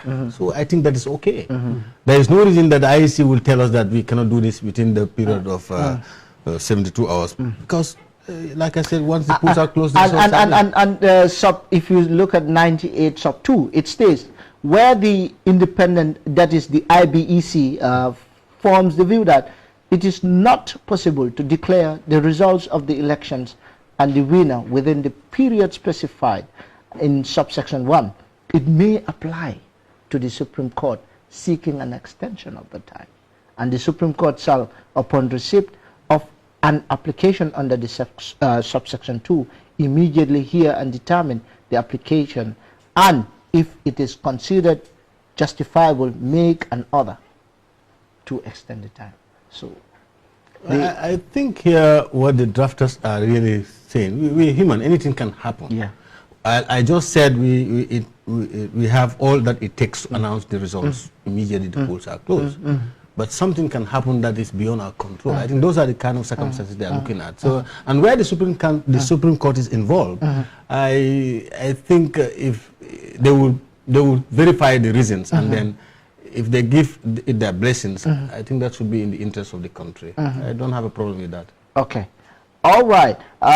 Death of president-elect before assumption of office. I think it's important. We know this provisions as well.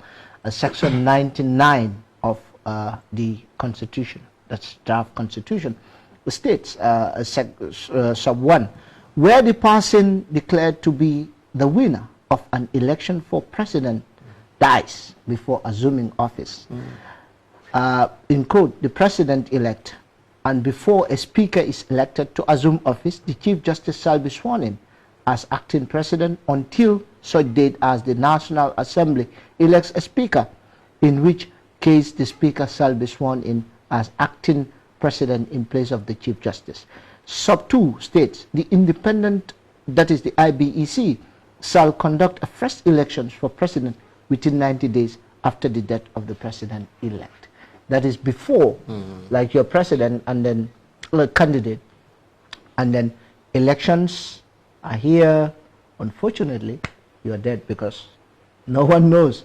And then this is the provision for the process. It's very clear. It's very clear to close the gap. How we'll get the next so president. how do you see this? Is it progressive? Is it something that is... Yeah, I think one thing very inspirational about this draft constitution is that it established procedures. You know, that is a distinction that I would make in relation to the 1997. Because, you know, we've seen laws in the Gambia established, but then the procedures are always a problem. Like they are muted. The state of emergency, for instance, the president's right to extend the state of public emergency, it was kind of like Section 31. The Constitution does not extensively establish the procedures. That will enlighten us whether the president has or he doesn't have the right. So I think this is a progressive one, and then I think it is okay. It is okay with me. Okay. Yeah, it is okay with me because this is a unique circumstance. Yeah, it is. And then as far as that is concerned, the Constitution need to establish contingencies so that when a disaster occurs, and they will not be like, okay, what should happen? What should happen? And we'll be in a constitutional crisis.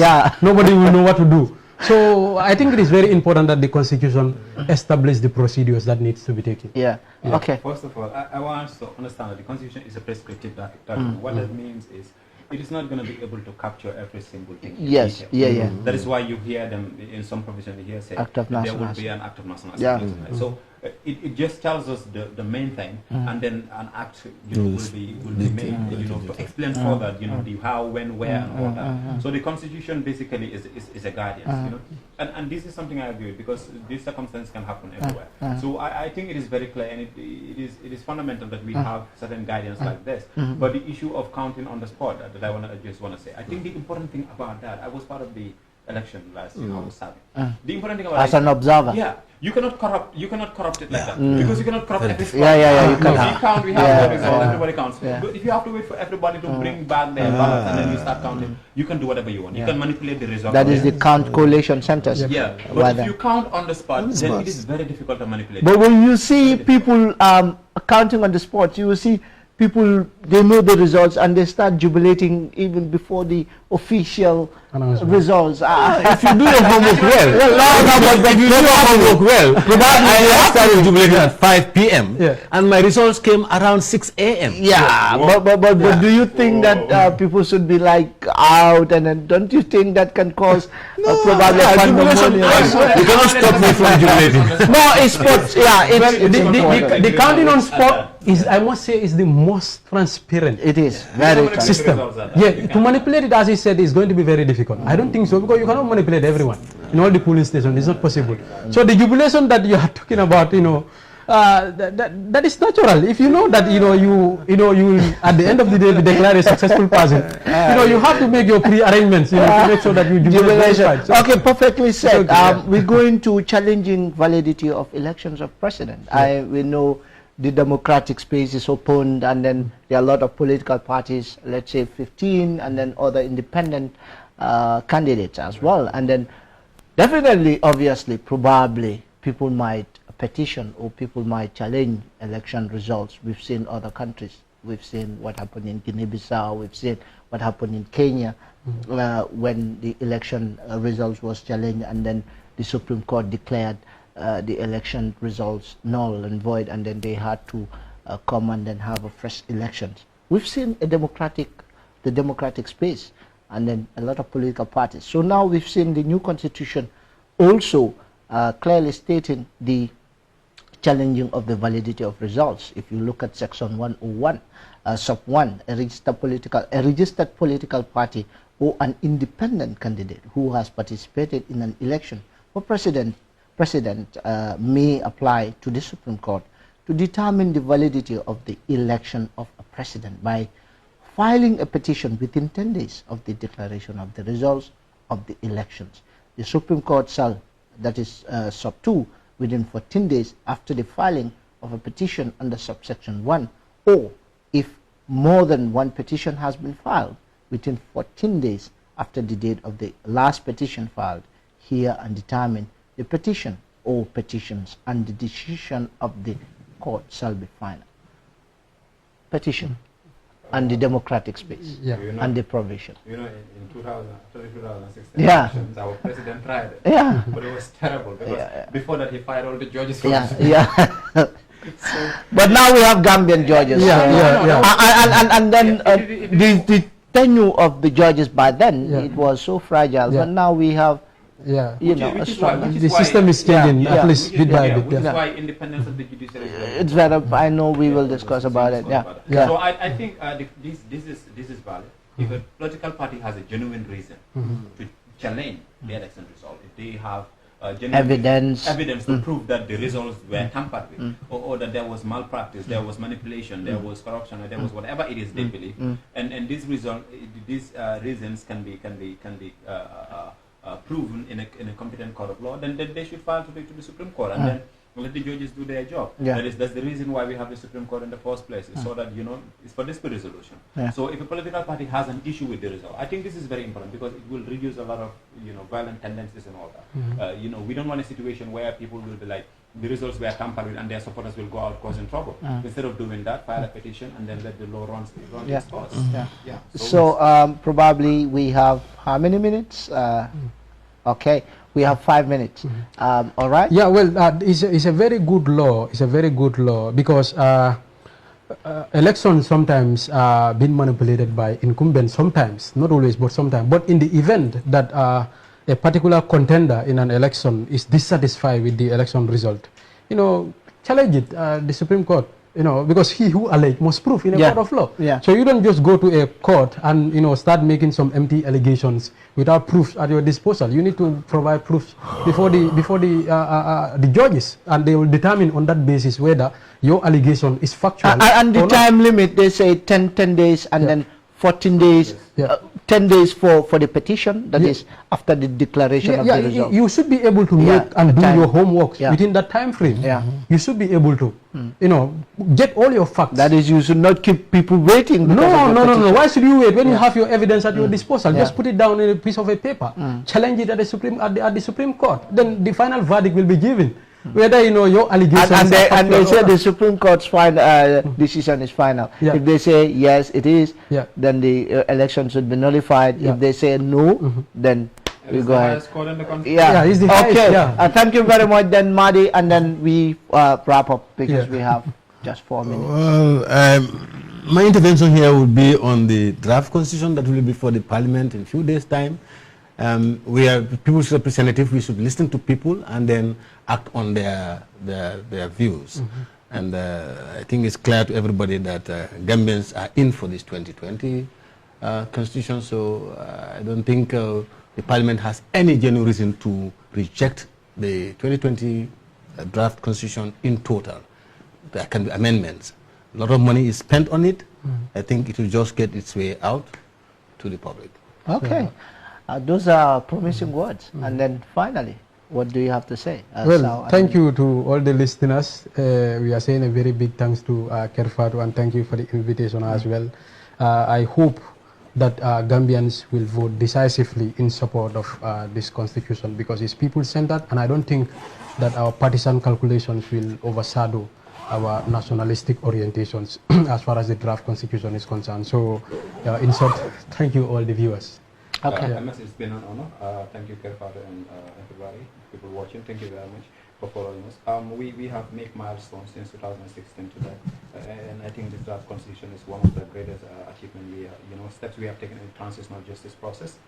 We have come this far, and the people's will and their welfare have been included in this constitution. So I believe for the few steps left, MS, you guys are doing a great job. That is following the process, making sure that people are kept on the post for what is happening. And I have no doubt that the National Assembly will do what they are elected to do, that is to represent, because this is definitely the will of the people. So yeah, I'm looking forward to interesting deliberations, inshallah.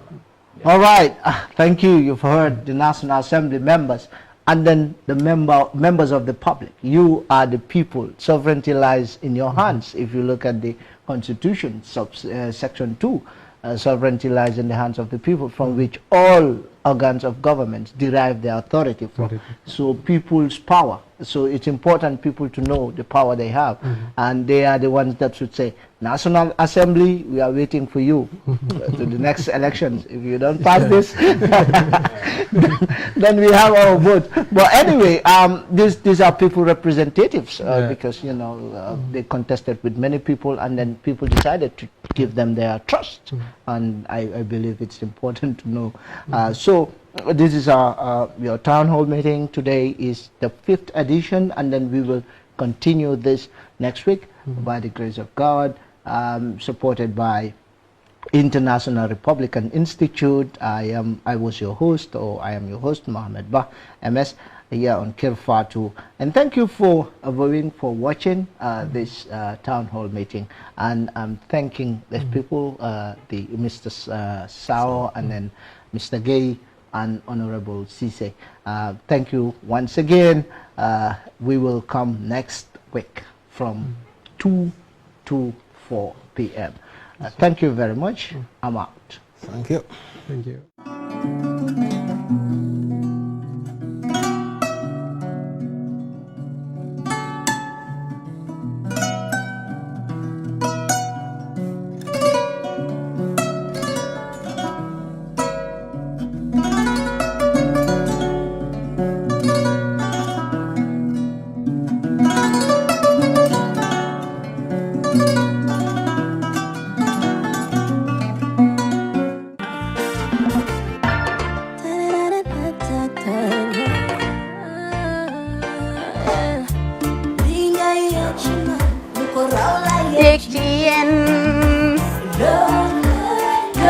Love like fire. Wow.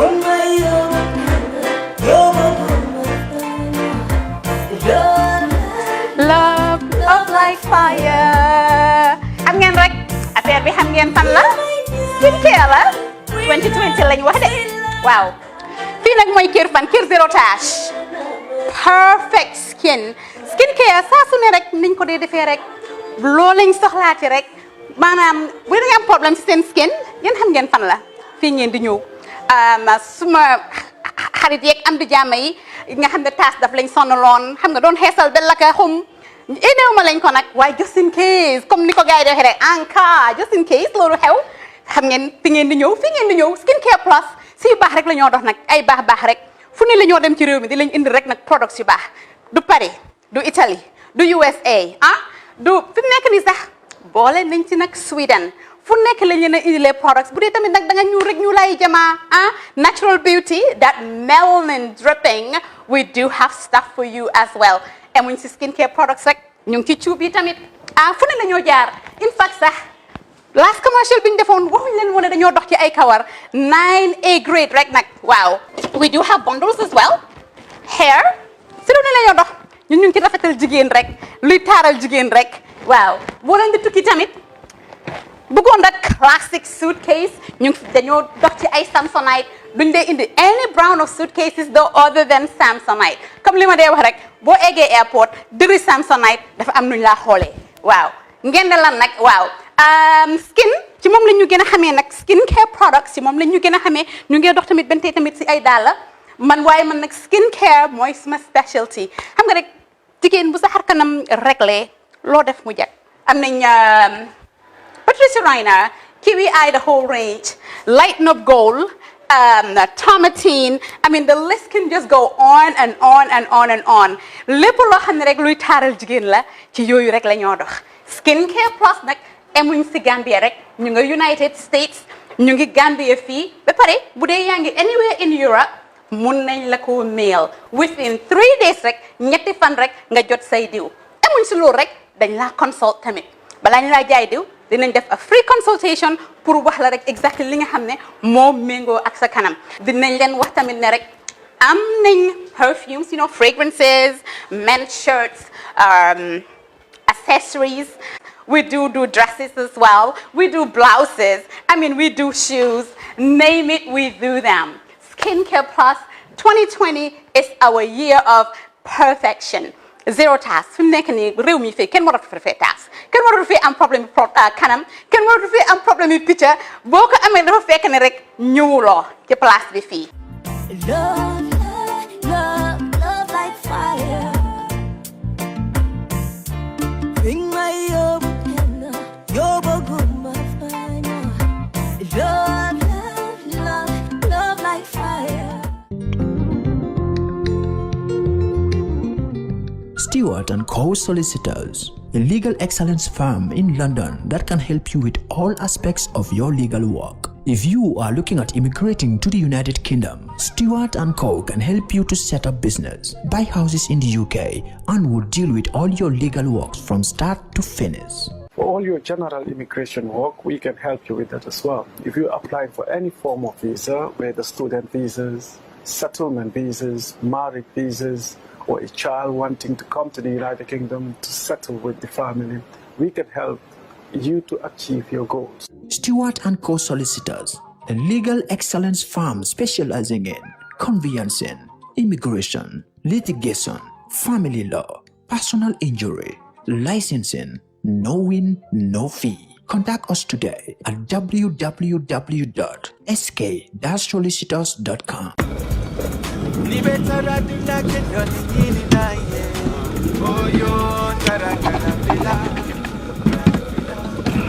No, ini bara. Okay. Welcome. Basically, lot of lala me along is cool, man. That I can really relax. What the madam? Yeah, that's what the madam? Yeah, that's right. Grand Villa.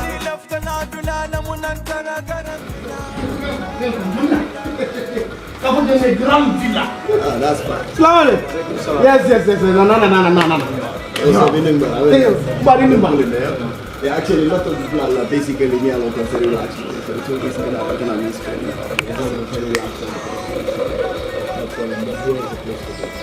You know, when you say what? Nidia, Nena Grand Villa is the best guest house in the Gambia.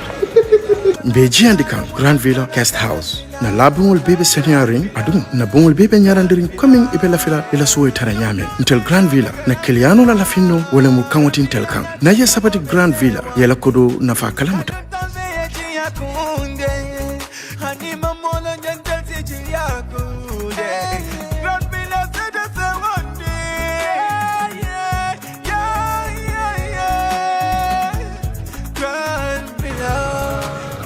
Oh man, this is like a paradise. I know. I so much love this place. Yes, thank you. Trust me, I love this place. You can move somebody and what you want. Yeah. I know to Gambia. Grand Villa. I tell you. I love this place. Okay. I love this place, man. Oh yeah. Ni leftan na kuo keso sotola. Futama Oljuntum Paradise Estate. Mbaya kumandiroke 7527-218. Wale futana website auto www.grandvillaguesthouse.com. Grand Villa Guest House.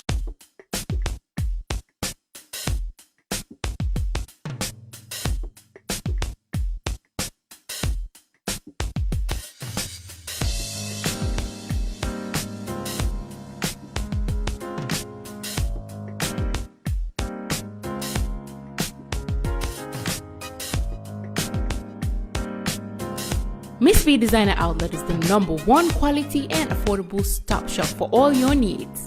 Get your evening dresses, suit and ties, office wears for both ladies and gentlemen, beach wears, sport wears, pure leather shoes for men, quality belts, bags, heels for our beautiful ladies, original perfumes, accessories, and a lot more.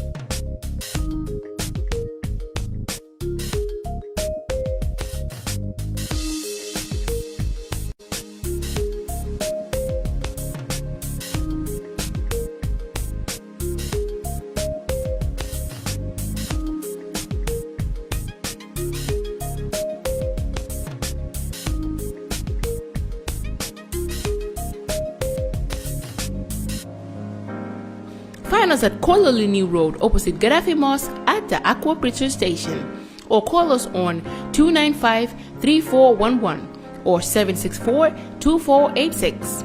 Miss B Designer Outlet. Shop right, look good.